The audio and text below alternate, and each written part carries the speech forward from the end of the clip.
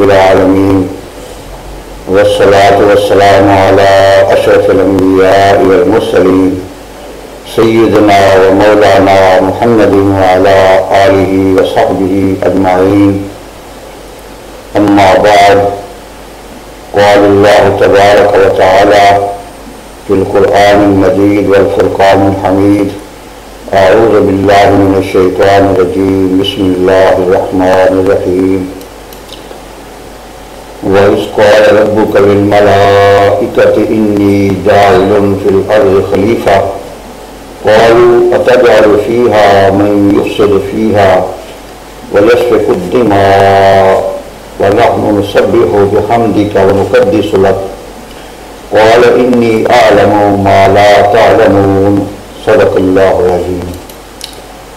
ارشاد باری تعالیٰ ہے: اور جب تیرے رب نے فرشتوں سے کہا کہ میں زمین میں خلیفہ بنانے والا ہوں، تو انہوں نے کہا کہ آپ ایسے شخص کو کیوں پیدا کرتے ہیں جو زمین میں فساد برپا کرے اور خون بہائے، اور ہم تیری تسبیح، تحمید اور پاکیزگی بیان کرنے والے ہیں.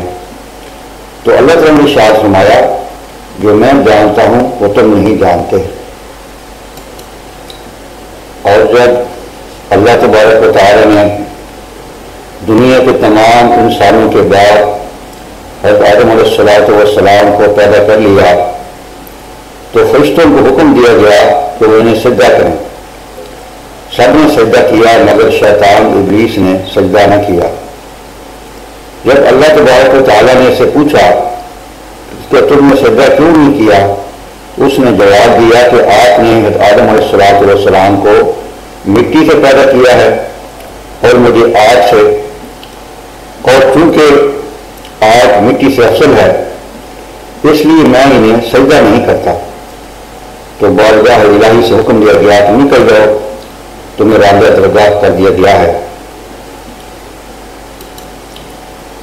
اور اس نے کہا کہ باری تعالیٰ، آپ نے مجھے حضرت آدم علیہ السلام کو سجدہ نہ کرنے کی وجہ سے راندہ درگاہ کیا ہے، لہذا اب میری قیامت تک کے انسانوں سے دشمنی ہے. میں انہیں ہر ممکن طریقہ سے گمراہ کرنے کی کوشش کروں گا. اب میں ان کے آگے پیچھے دائیں بائیں ہر طرح سے آؤں گا تاکہ تیری یاد ان کے دلوں میں داخل نہ ہو جائے. لہذا مجھے قیامت تک کے لیے مہلت دیجیے. ارشاد ہوا کہ تو مہلت دی جاتی ہے. قرآن پاک میں ارشاد باری تعالیٰ ہے: اعوذ باللہ من الشیطان الرجیم، بسم اللہ الرحمن الرحیم. قال ارأیتک ھذا الذی کرمت علی لئن اخرتنی الی یوم القیامۃ لأحتنکن ذریتہ الا قلیلا. قال اذهب فمن تبعك منهم فإن جهنم جزاؤكم جزاء موفورا واستفزز من استطعت منهم بصوتك وأجلب عليهم بخيلك ورجلك وشاركهم في الأموال والأولاد وعدهم وما يعدهم الشيطان إلا غرورا إن عبادي ليس لك عليهم سلطان وكفى بربك وكيلا. صدق اللہ العظیم. اور شیطان نے کہا: اچھا دیکھ لے، انسان کو تم نے مجھ پر بزرگی دی ہے، لیکن اگر مجھے بھی مہلت قیامت تک دے دی جائے تو میں ان کی اولاد کو بجز تھوڑے لوگوں کے اپنے بس میں کر لوں گا. ارشاد ہوا: جا، تجھے ڈھیل دی جاتی ہے. ان میں سے جو بھی تیرا تابع دار ہو جائے گا تو تم سب کی جزا جہنم ہے، جو پورا بدلہ ہے. ان میں سے تو جسے بھی اپنی آواز سے بہکا سکے بہکا لے، اور ان پر اپنے سوار اور پیادے چڑھا لا، اور ان کے مال اور اولاد میں بھی اپنا ساجہ لگا، اور انہیں جھوٹے وعدے دے لے، اور شیطان کے جتنے وعدے ہوتے ہیں سب کے سب سراسر فریب ہیں، اور میرے سچے بندوں پر تیرا کوئی قابو نہیں، اور تیرا رب کافی ہے کارساز۔ اسی لیے اب دنیا بھر کے انسانوں کی دو قسمیں ہیں، یعنی رحمان کے بندے اور شیطان کے بندے۔ قرآن پاک میں شیطان کو انسان کا کھلا دشمن قرار دیا گیا ہے، جو انسان کو ہر لمحہ گمراہ کرنے کی کوشش کرتا ہے اور سیدھی راہ یعنی دین اسلام پر چلنے سے روکنے کی ہر ممکن کوشش کرتا ہے، اور دل میں وسوسے ڈالتا رہتا ہے اور انسان کو برائی پر چلنے کی ترغیب دیتا رہتا ہے۔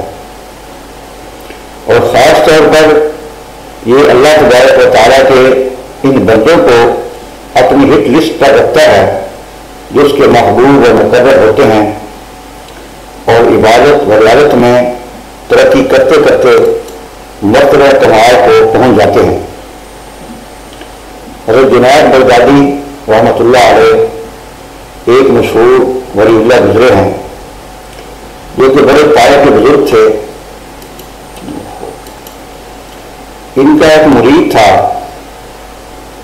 جو راہ سلوک کی منزلیں طے کرتے کرتے ایک خاص مقام پر پہنچ گیا اور شیطان کی نظروں میں آ گیا۔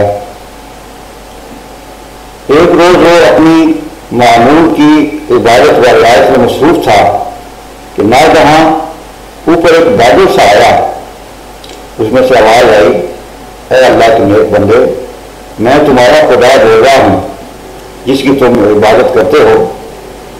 تم نے عبادت و عبادت میں بڑی جان کھپائی اور اپنے آپ کو مشقت میں ڈالا، اب تم آرام کرو، تمہیں اب کسی قسم کی عبادت کرنے کی کوئی ضرورت نہیں ہے۔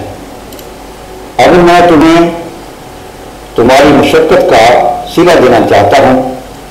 جب شام ہوگی تو تمہارے کانوں میں گھنٹیوں کی آوازیں آئیں گی، تب تم باہر نکل کر دیکھنا کہ تمہارے سامنے جنت ہوگی، یہ تمہارا انعام ہے۔ اس مرید نے اس گفتگو سے بڑی خوشی محسوس کی اور ایک طرح کا فخر بھی کہ اللہ تبارک و تعالیٰ مجھ سے براہ راست ہمکلام ہوا، یہ مقام تو میرے حضرت صاحب کو بھی نصیب نہیں ہوا۔ چنانچہ وقت مقررہ پر گھنٹیوں کی آوازیں آنا شروع ہو گئیں۔ جب اس نے باہر نکل کر دیکھا تو سامنے جنت تھی، طرح طرح کے پھل میوے، دودھ اور شراب کی نہریں اور حوریں رقص کر رہی تھیں۔ چنانچہ وہ فوراً لپک کر اپنی جنت میں پہنچا اور صبح تک عیش و عشرت میں مصروف رہا۔ اسی طرح چند لوگ گزر گئے۔ ایک دن اس کے پیر و مرشد حضرت جنید بغدادی رحمۃ اللہ علیہ نے اپنے مریدوں سے پوچھا کہ میاں وہ فلاں شخص آج کل نہیں آ رہا، خیریت تو ہے؟ جب اس کی خبر تو لو۔ تو ایک شخص اس کا پتہ لینے کے لیے ان کے گھر گیا اور کہا کہ تمہیں حضرت صاحب نے یاد کیا ہے۔ تو اس نے یہ سن کر تنزیہ انداز میں کہا لگایا اور کہا کہ آج میں جس مقام پر ہوں وہ تو میرے حضرت صاحب کو بھی نصیب نہیں ہوا۔ پھر اس نے سارا واقعہ بیان کر دیا اور کہا کہ حضرت صاحب سے یہ کہہ دینا کہ میں آج کل بہت مصروف ہوں، آپ کے پاس حاضر نہیں ہو سکتا۔ وہ مرید واپس چلے گئے اور حضرت صاحب سے ساری بات کہہ دی تو حضرت صاحب نے یہ سن کر کہا، افسوس، اس شخص کو شیطان نے گمراہ کر لیا ہے، تم واپس جاؤ اور اس کو میرا یہ پیغام دے دو کہ میاں تم اپنی جنت میں خوش و خرم رہو، مگر آج جب تم اپنی جنت میں جاؤ تو یاد آنے پر ایک بار کوئی ہو اللہ کر لینا، بس اتنی سی بات ہے۔ جب اس کے پاس حضرت صاحب کا یہ پیغام پہنچا تو اس نے سپاہ لگے میں کہا، ٹھیک ہے، یہ کون سی بڑی بات ہے، میں آج ہی یہ کام کروں گا۔ جب وہ معمول کے مطابق اپنی جنت میں پہنچا تو داد عیش دینے کے دوران اسے حضرت صاحب کی بات یاد آئی. اب اس نے قل ہو اللہ پڑھی. بس قل ہو اللہ پڑھنے کی دیر تھی کہ جنت غائب ہو گئی. ہر طرف گندگی کے ڈھیر تھے اور وہ اس پر اونڈے منہ پڑا ہوا تھا. جب اسے ہوش آیا دوڑ کر حضرت صاحب کی خدمت پہنچا اور کہا مجھ سے غلطی ہو گئی. حضرت صاحب نے کہا یہ شیطان ابلیس ہے, اس نے تو بڑے بڑے متقی لوگوں کو گمراہ کرنے کی کوشش کی, تم کس کھاتے میں ہو. احادیث کے مطابق جب صبح ہوتی ہے تو شیطان کے چیلے چانٹے پوری دنیا میں پھیل جاتے ہیں اور انسانوں کو گمراہ کرتے ہیں, اور شام کو آ کر بڑے شیطان یعنی ابلیس کو اپنی رپورٹ پیش کرتے ہیں کہ میں نے آج فلاں کو نماز سے روک دیا اور سینما گھر لے گیا. کوئی کہتا ہے کہ میں نے فلاں شخص سے زنا کاری کروائی اور دھوکہ دہی پر ترغیب دی وغیرہ. وہ سب کچھ سنتا رہتا ہے اور خاموش رہتا ہے. ایک شیطان اس سے کہتا ہے کہ میں نے آج یہ کام کیا. ایک ہنستا بستا گھر تھا, اس گھر کے تمام لوگ نمازی تھے, صبح اٹھ کر قرآن پاک کی تلاوت کرتے تھے. ایک دن کیا ہوا کہ بیوی نے جب ہنڈیاں پکائی تو اس میں غلطی سے نمک مرچ زیادہ کر دی. اس بات پر میاں کو غصہ آ گیا. اس نے بیوی سے جھگڑا شروع کر دیا.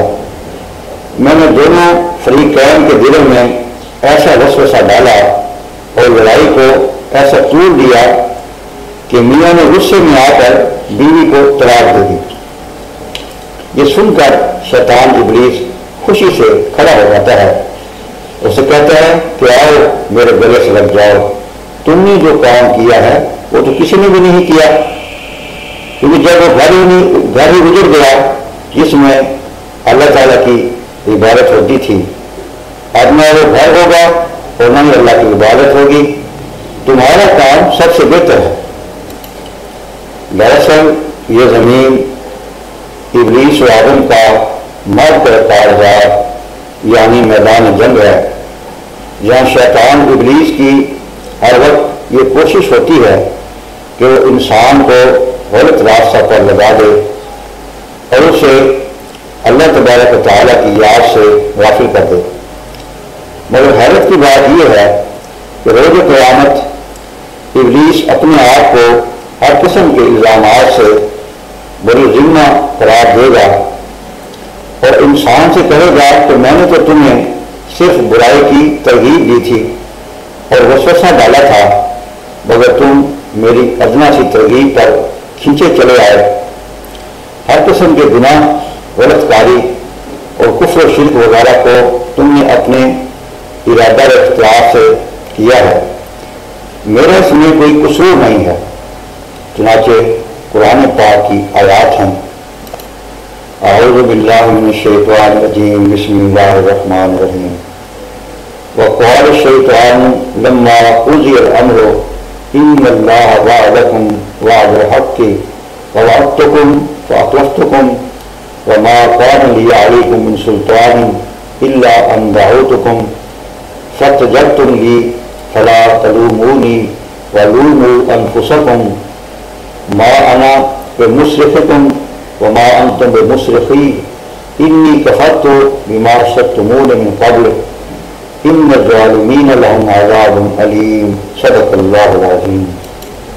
فرمایا اور جب کام کا فیصلہ کر دیا جائے گا یعنی جنتی جنت میں اور دوزخی دوزخ میں چلے جائیں گے تو شیطان کہے گا کہ اللہ تبارک و تعالیٰ نے تو تمہیں سچا وعدہ دیا تھا اور میں نے جو تمہیں وعدے دیے تھے اس کا خلاف کیا.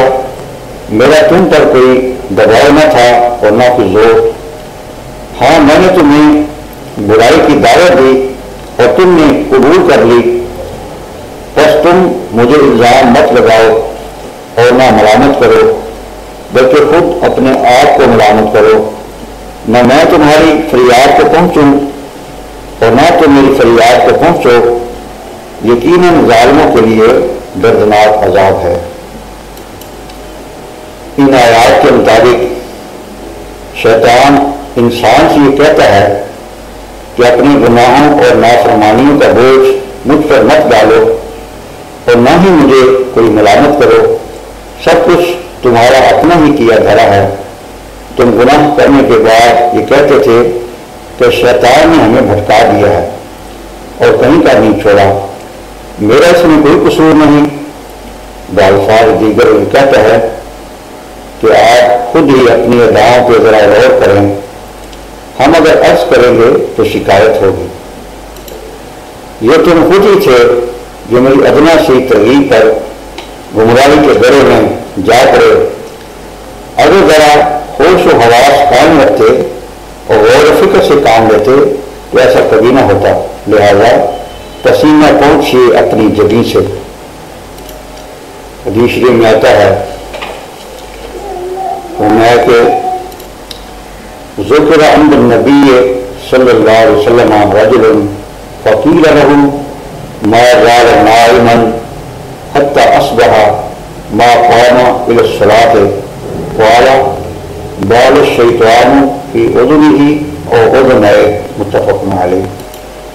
نبی پاک صلی اللہ علیہ وسلم کے سامنے ایک شخص کا ذکر کیا گیا اور کہا گیا کہ یہ شخص صبح کو دیر تک سوتا رہتا ہے اور نماز میں حاضر نہیں ہوتا، تو آپ نے فرمایا کہ شیطان نے اس کے ایک کان یا دونوں کانوں میں پیشاب کر دیا ہے۔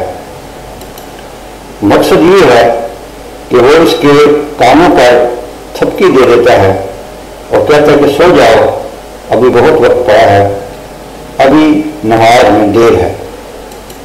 میرے محترم بزرگوں اور دوستوں، یہ چند واقعات شیطان کے انسان کو گمراہ کرنے کے بارے میں ہیں۔ حقیقت یہ ہے کہ شیطان ہر وقت اسی فکر میں رہتا ہے کہ انسان کو سیدھے راستے سے بھٹکا دیا جائے۔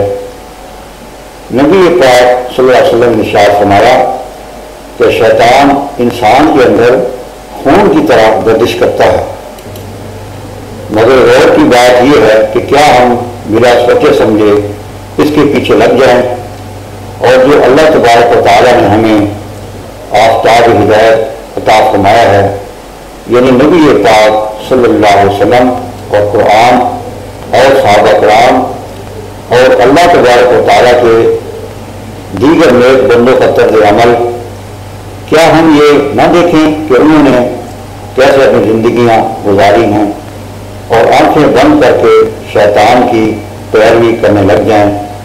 وہ تو روز قیامت اپنا دامن ہم سے چھڑا لے گا، لہذا آج سوچنے سمجھنے کا وقت ہے، یہ وقت کے ہاتھ نہیں آتا۔ اللہ تبارک و تعالیٰ مجھے اور آپ کو اچھے اعمال کرنے کی توفیق عطا فرمائے، شیطان کے شر سے بچائے۔ وما علینا الا البلاغ المبین۔